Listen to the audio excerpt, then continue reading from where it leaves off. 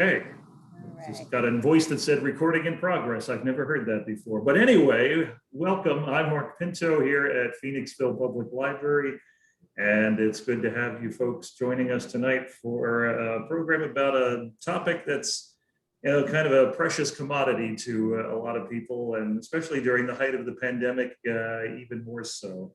And we are glad to have with us tonight two fine folks who have been with us individually in the past, but now they're a double threat tonight. Dr. Bill Keenan and Dr. Karen McCormick of McCormick Chiropractic. So welcome, guys. Thanks for doing the presentation. And before we get started, just a reminder, if you have a question for them, please type it into the chat during the presentation. And then afterwards, we'll give you a chance to unmute yourself if you want to ask a further question. All right, take it away, guys. Wonderful. Mark, thank you for the wonderful intro. And Dr. Karen, I have had the sincere pleasure of knowing and caring for Mark and Donna for many years. They're wonderful. So I love the way that you opened that when you said sleep, described it as a commodity. That is very much what it is. We have a certain number of hours in our day and days in our week and throughout a lifetime.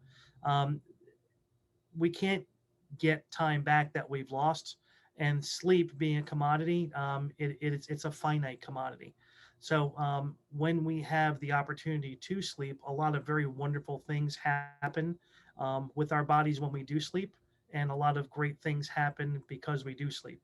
If we're losing sleep, the opposite then comes into play, and those are some of the things that we're going to talk about tonight. We're going to talk about benefits of sleep.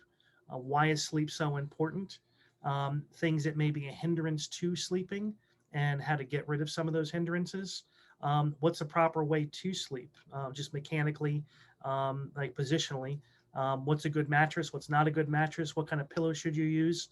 So these are all really important things that we can discuss tonight.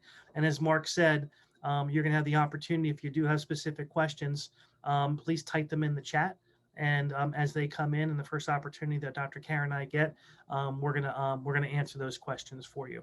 So we're gonna have Dr. Karen begin with the first half, and she's gonna discuss some important topics on sleep. Then she'll turn it back over to me, and I'm gonna go through some nut and bolt mechanics about sleeping itself and position. So without any further ado, I introduce Dr. Karen McCormick, my partner of 25 years in life and also In practice. In practice.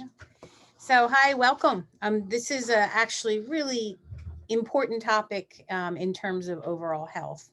When you think about sleep, we spend a third of our life sleeping, and getting good quality sleep is really important to overall health. And I can say there's a ton of studies, and also being in practice for 27 years, I've really seen people that are not getting good sleep, either because of pain or other medical conditions, or maybe they work split shifts or erratic sleep schedules.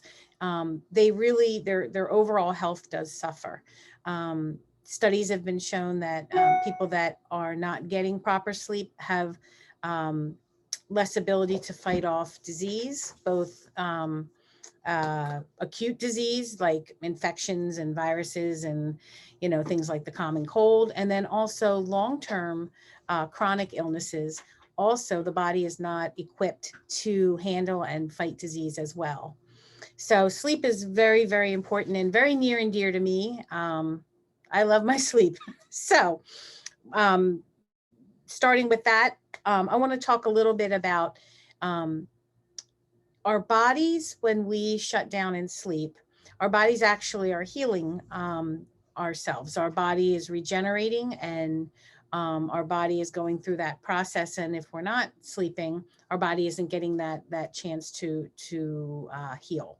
If you think about when you're ill, one of the things that happens is we actually become very fatigued and we want to sleep. And that's a natural response to the body shutting down so that it can repair. One of the important things about sleep is that we want to try to have uninterrupted rest. And there's different stages of sleep, and I'm sure that you've heard about REM sleep. So there's a light type of sleep, then there's a deeper type of sleep. And our body cycles in and out of those different levels of sleep throughout the night. But it really is designed, we want to try to attain a prolonged amount of time in that deeper REM sleep. So one of the things about helping your body to attain that is that we want to acknowledge the body's natural rhythms of sleep.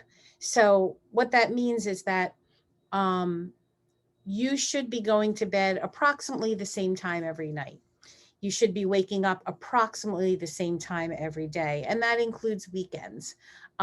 Sleep, you cannot catch up on sleep. When patients say to me, oh, I'm going to catch up on my sleep this weekend, that's actually detrimental. You want to condition your body to get used to the rhythm of, oh, it's time to shut down. There's something in our body, there's a hormone called cortisol, and cortisol is what's involved with that wake sleep cycle. And our cortisol levels are higher in the morning, and as we go through the day, they diminish till evening, is when they're at their lowest. And people that have chronic stress or have had, I don't know if anybody is familiar with, it's called adrenal fatigue, where they're continually in a state of fight or flight. Their cortisol levels are very messed up, and sometimes their morning cortisol level is actually very low, and their nighttime cortisol level is high, and we find that there's a lot of disruption for sleep for them. So in terms of the body's natural rhythm, we really want to see that you're going to bed around the same time. And you're waking up around the same time. And that includes holidays and weekends. And even when you can lay in bed all day, it's not a good idea to do so. Sometimes people will say to me, well, how much sleep should I really get? And that's a little bit different for everybody. Children require a lot more sleep. Elderly people actually require less sleep. So it's interesting, the way our bodies work. And what I recommend is that if you have a couple days in a row, that you can kind of figure out, listen to your body's natural, pay attention to your body's natural signals. So as it starts getting towards the evening, anytime after 8 o'clock, sense when your body is telling you that you're tired. So anytime after 8, 9 o'clock, you start to get tired, go to bed. And if hopefully do this a couple days in a row when you don't have to work, and then wait and see when your body starts to wake you up in the morning. We'll have that first wakening, and sometimes people will go back to sleep. Try to get a sense where that is. And you're going to find that your body's probably going to fall in somewhere around 7 to 8 to 9 hours. Most people sleep anywhere between, or should sleep somewhere between 7 to 9 hours. And that's a general. But you'll start to see your body will actually fall into this natural rhythm. And you're going to know, oh, that's my natural bedtime. Oh, that's my natural waking time.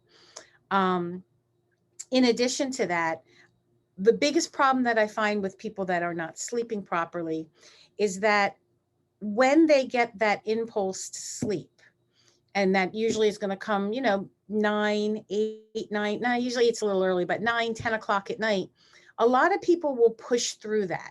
Their body is sending them the signal, their cortisol level is lower, it's sending them the signal that it's time to go to bed.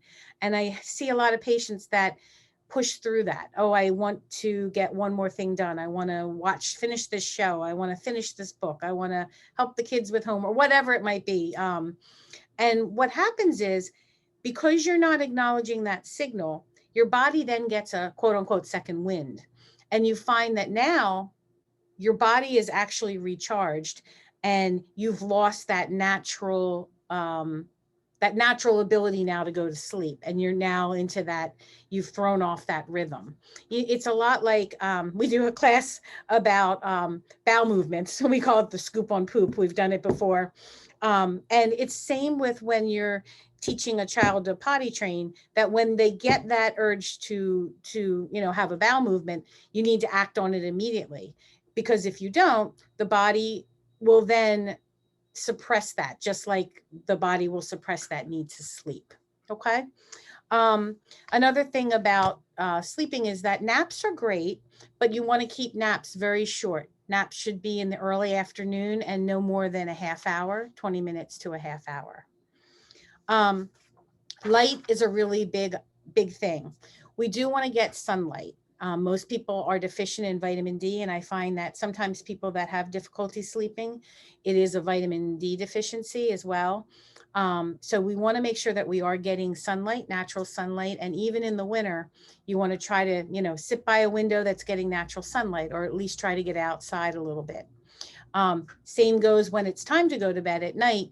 You need to make sure that you're really in a darkened room and that your body is not getting a lot of artificial light, because that will also kick you into not a good sleep pattern. Sometimes, if necessary, I will recommend that people will use a light therapy box. That's for people that have some seasonal disorders with lack of sun, and you can get them really inexpensively. You can get them on Amazon. So at night, as you're getting ready to go to bed, you want to prep to go to bed. There's a couple things that are important. One is you want to avoid screen time about an hour or two before bed. So no late night television. You also want to make sure that when it is time to sleep, like we said, that the room is dark. The other thing about getting ready to sleep is that you don't want to have a large meal within 2 to 3 hours before bed. If you have this large meal, now your body, instead of being ready for repair and renewal, your body's spending time on digestion. So I usually recommend having a light snack about an hour before bed. And in the information, I'm going to send everybody some information from tonight's class. I do give some good ideas on what is a good snack. Something like a turkey sandwich, a small bowl of cereal, milk or yogurt, perhaps a banana. We're looking at a little bit of protein and a little bit of carbs, nothing too heavy.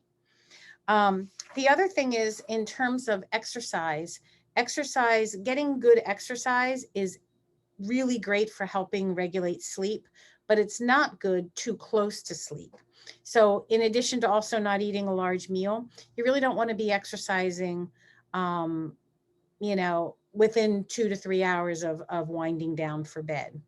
One of the things with children, when you think about it, is you set that routine. For kids that sleep well, they have a whole routine before they go to bed. And truthfully, that's not bad for even adults to have, your own routine of, okay, now my body, I'm getting ready for bed. I recommend people do not work in the bedroom. Don't have your computer in the bedroom. The bedroom should be a space that is really reserved for restful and relaxation. Trying to see any other things about getting ready for sleep. You want to limit your alcohol and also nicotine later in the day. You also, something that people don't think about is you want to limit your fluid intake. I say anytime after 6 to 7 p.m. at night, you really shouldn't be, that's not the time. I mean, I'm a big water drinker and I really do talk about drinking proper amounts of water. It's very important for your body, but you really want to limit that after 6 o'clock at night, because your body is then going to be processing that water and you'll be up having to go to the bathroom. So if you do wake up, this is something that's really important. If you do wake up in the middle of the night, I usually recommend that you don't get out of bed, that you just actually stay in bed. And there's something in the material that I'm going to send you guys. It's called a body check. And it's a relaxation type of whole procedure that you go through that just kind of notices the tension in different parts of your body. And what it allows you to do is focus on relaxing the tension in your body. One of the biggest mistakes you can make is actually to get up and turn the light on or go watch TV, because that is going to just trigger in your body, oh, it's light, it's awake, I'm being stimulated, and we really don't want to stimulate. So you want to kind of just, if you must get out of bed, I tell people, if you're laying there more than 15 minutes, get up and we're going to get you something to do, which I usually say read. Make it a boring book. Read with the light a little bit on the dimmer side. Don't just lay in bed and start to let your mind race. one of the worst things is actually start worrying about, now I'm not sleeping and when am I getting up, and people go through this whole cycle. Yeah. The other thing that I don't recommend is the midnight snack. And that's why I ask that if it'd be good to have a small snack before, about an hour before you go to bed. When you get up and you have that snack at night, now you're going to increase your blood sugar. Your body's going to be going into digestion processes, which is also going to inhibit your sleep. One of the things, we do a whole class on weight loss too. When you start craving carbs, actually your body's tired. That's a good sign. If it's 9 and 10 at night and you're craving that cookie, typically it's time to go to bed. I'm trying to think what other interesting things I have to say about that. That's pretty much my whole nutshell in that terms of sleep and rhythm. Dr. Bill's going to talk a little bit about, because we're chiropractors, it's really important to us, and you spend 8 hours or, about a third of your life sleeping. It's really important that you're sleeping in a good position, because we want to make sure that your body's being supported. And your spine is being supported. So I'm going to turn things over to him, and he's going to talk a little bit about the spine and what really is the proper way to sleep. Before I do, I wanted to see if everybody could take down, I'm going to type it here in the chat to everybody. I'm going to type my email address. And if everybody could shoot me an email with their email, and I can send you a copy of some good references on sleep. So I'm going to type we're going to get. at gmail.com or the other email. Okay, so, all right, I'm going to turn it over to. One quick question, Dr. Karen, if you could turn it back. Oh, yep. So one of the common questions that patients ask us, and you answer it beautifully, is, all right, so are there any supplements or is there anything I can take naturally to help assist in getting to sleep?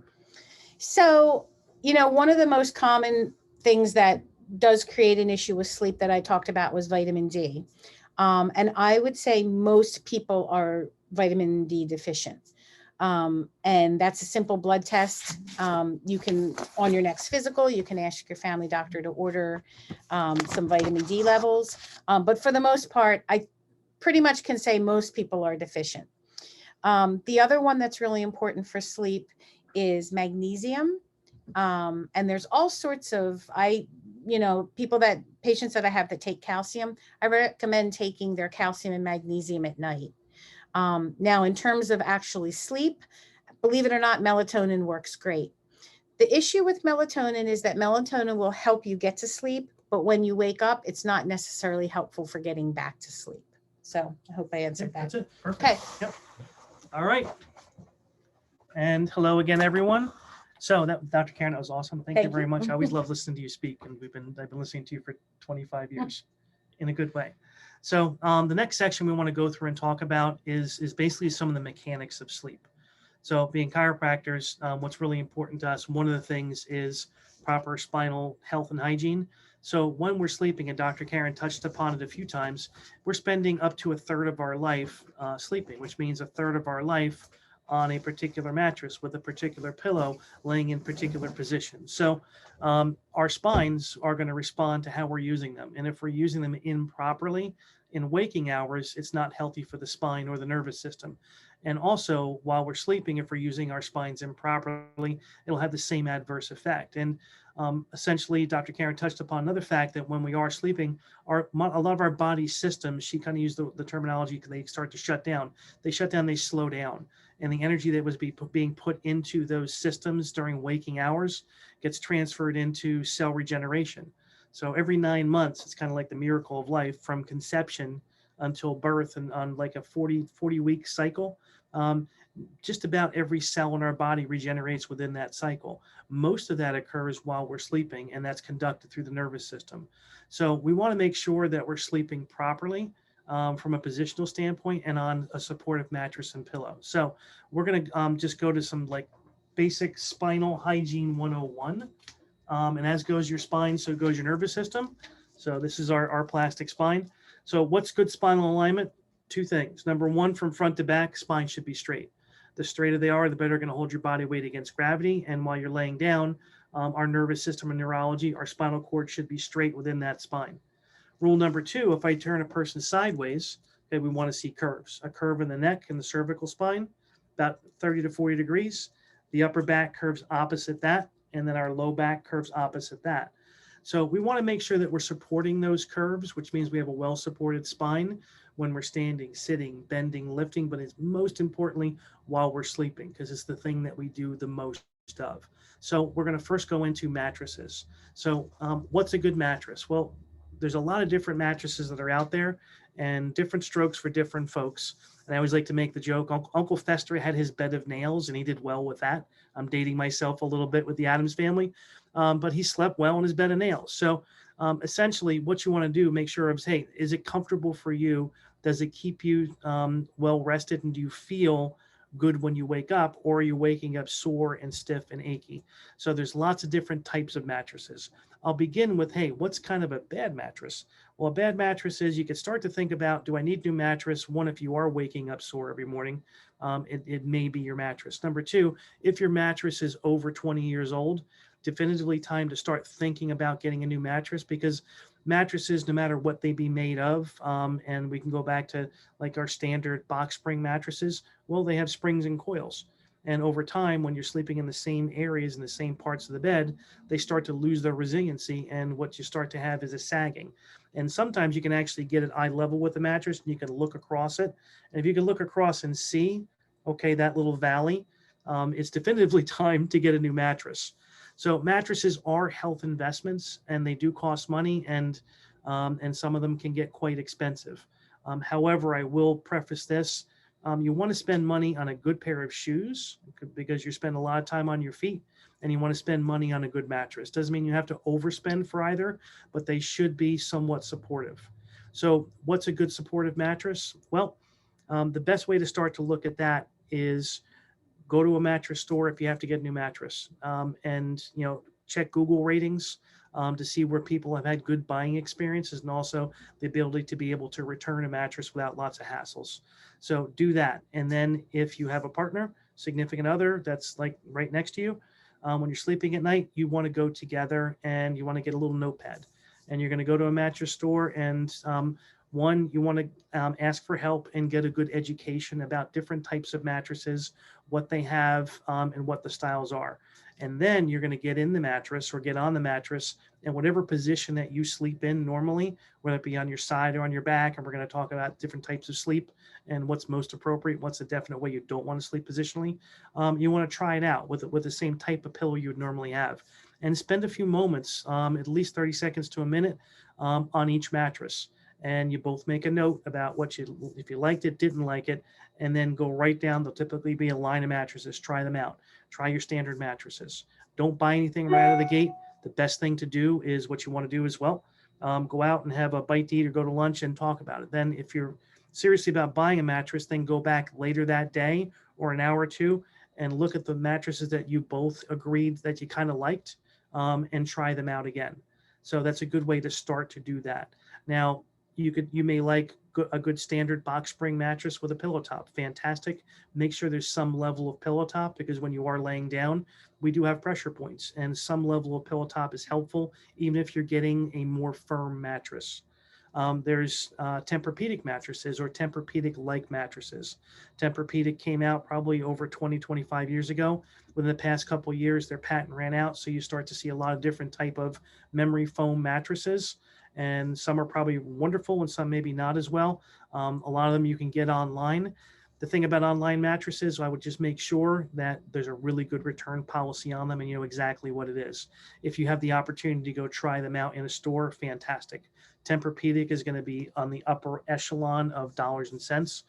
They could get quite pricey. They have other mattresses like Bob's Discount Furniture and Purple, and you can try out their mattresses. It's the same basic formula, but you can find them a lot cheaper, which is pretty neat also. Select Comfort, not like just pumping them either. They do have the availability to have an air mattress with pillow tops. And if one person likes theirs a little firmer and one likes theirs a little softer, it gives you the ability to be able to have that difference. And they're fantastic also. Many mattresses now you can get where the head will rise up and the feet will rise up also. When you're younger, quite honestly, not that big a deal, but as we get older, the ability to be able to raise your head, especially sometimes people have acid reflux, breathing, sleep apnea, snoring issues, where they have circulation issues, that's a good thing to be able to do. So now, when we're talking about positions, there's 3 basic ways that we can sleep: on our side, on our back, and on our stomach. One of them is inherently terrible for our spine when it comes to form and function and neurology. And most of us are going to guess it correctly, and that's sleeping on your stomach. The reason being, if you're sleeping on your stomach, okay, well, we'll test the parameters. Our spines are relatively going to be straight if we're sleeping on our stomach. So that means our spine and nervous system are quite happy in that position. If we're sleeping on our stomach, are our curves taken care of? Well, we have a curve in our neck, okay, and a curve in the upper back and a curve in the lower back. That's fine, which means we have a happy, well-maintained spinal cord and nervous system. There's one big issue with sleeping on the stomach, and that's primarily not too many of us can sleep face down in our mattress for too long without being able to breathe. So inherently, what we have to do is turn our head.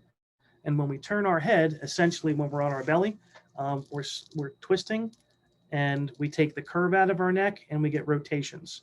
And if we're spending a third of our life with our heads twisted and rotated, number one, just the time that we're doing that alone, it's adversely affecting neurologic function. Things still work, okay, but they're working less efficiently, which means different body parts and systems, mainly cell regeneration, can be affected by that. Also, if that's a habit that one has, by the time they're in their mid-30s, they're going to lose part, if not all, of the normal curve in their neck. And that's a really bad misalignment. We call it subluxation pattern, which leads to wear and tear over time and neurologic issues. So we want to avoid sleeping on our stomach. And if you are a stomach sleeper, a great way to be able to break the habit is start your night on your side, okay, which is a really good way to sleep. You pull a pillow up close to you. If you have a body pillow, they're fantastic. You can also put it between your knees, which helps with pelvic stabilization. That pillow is going to act as a natural barrier to keep you from going over and laying back on your belly. If you are a stomach sleeper, you're inevitably going to wake up on your stomach. Take the time to remember, okay, I'm not supposed to do this. Pull the pillow back in front of you and get back on your side. So side sleeping is really good because okay, when we're on our side on a good supportive mattress, our spines are going to be straight and our curves are well maintained if we have a proper pillow. Now, a proper pillow is going to make up the difference between where our head, okay, touches the pillow and the distance between the mattress itself. If we have a little tiny pillow,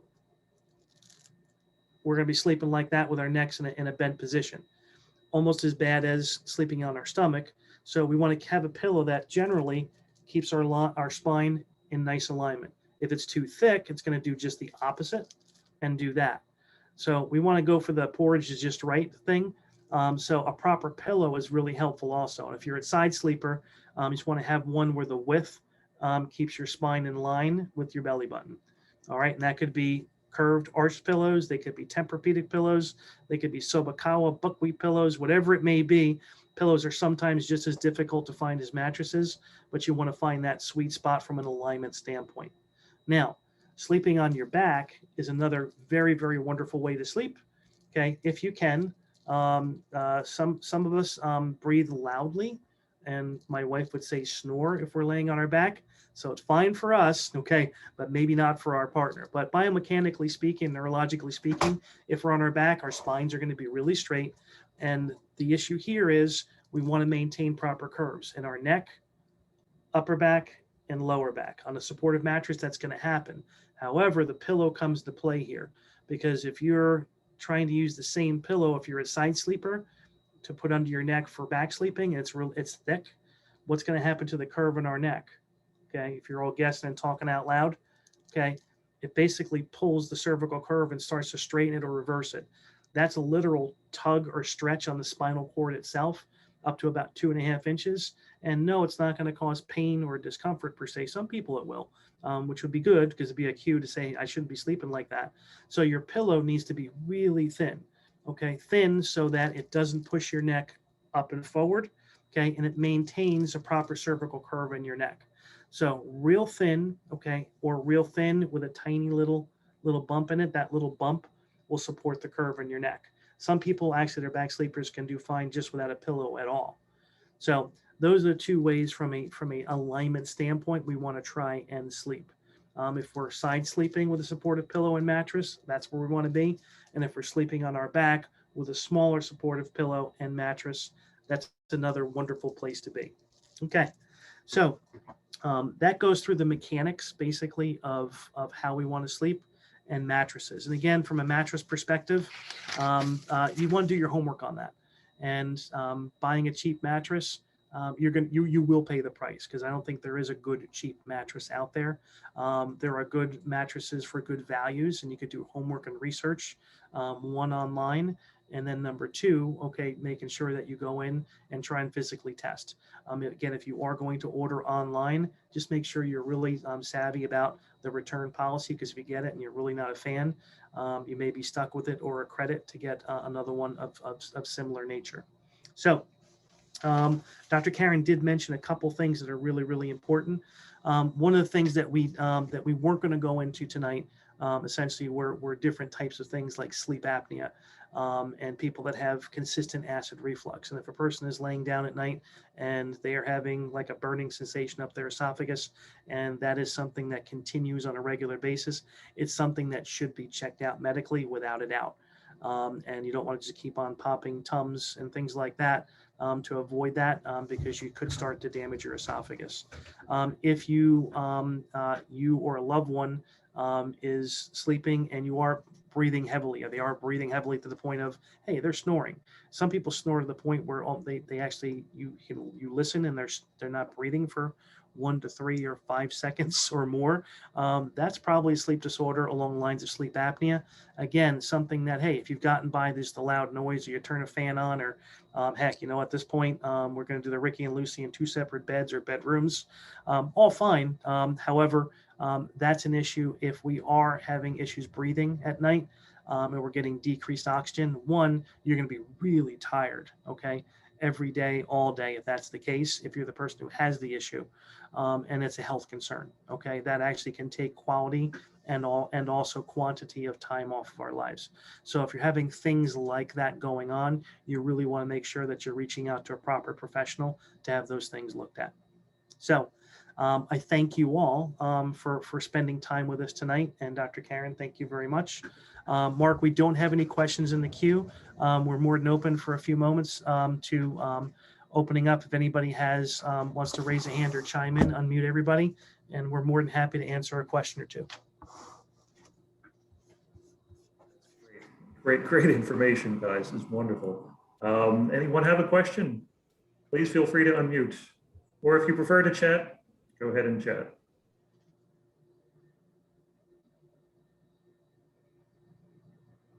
Hopefully everybody didn't fall asleep. Well, then it worked. It worked. Yes. We not only bore the heck out of our children, we did it. Mark, we want to say thank you to everybody for spending your time with us tonight. And we love being a part of this anytime we can. So thank you for the invite. Thank you. And Dr. Karen, feel free to send those information, our articles, whatever, to me, and I can email them out. That would be perfect. All right. Have a great night. Bye, everybody. Okay. Good night now.